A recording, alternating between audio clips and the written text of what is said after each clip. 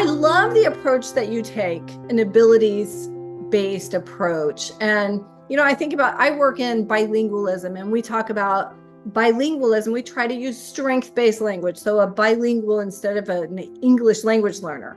And we talk about building on the asset of a native language. And I think that you take a very similar approach with neurodiverse individuals.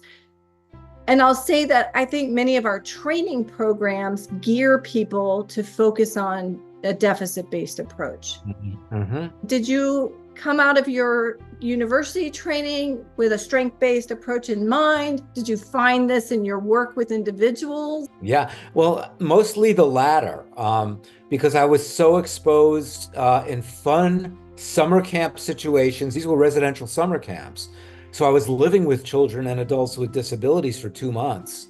And if you just kind of focus on deficits, I mean, that is not what camp is about, right? If you have a developmental approach, you can't just focus on deficits. Mm-hmm. A developmental approach requires that you understand how the child is an evolving human being, or the adult is an evolving human being. And so that was my focus early on. And then I just hit like a wall once I got interested in autism, how deficit oriented it was back in those days, and still to some extent.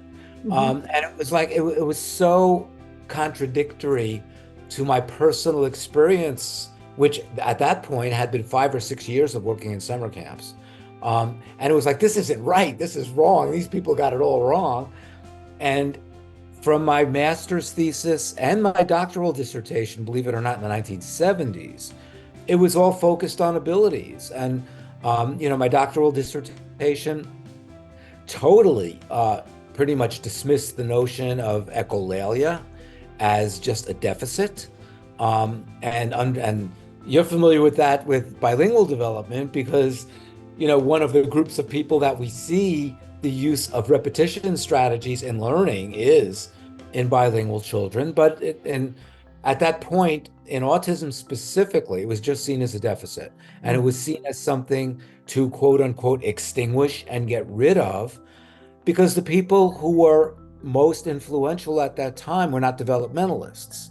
They were applied behavior, what we now call applied behavior analysts. Yeah. And it was changing behavior that they defined from their perspective as undesirable. Mm-hmm. Yet parents were saying, oh, this is how my child tries to communicate, or this is how he's learning language. Mm-hmm. But almost all of the research literature at that point was about dismissing and extinguishing it. Yeah. So that gave me the validation and, quite honestly, the courage to kind of push back against the predominant narrative about echolalia at that point. And actually, it was in one of my first articles, peer review articles, I think it was in the Journal of Speech and Hearing Disorders in 1983, that I coined the term deficit checklist approach to autism.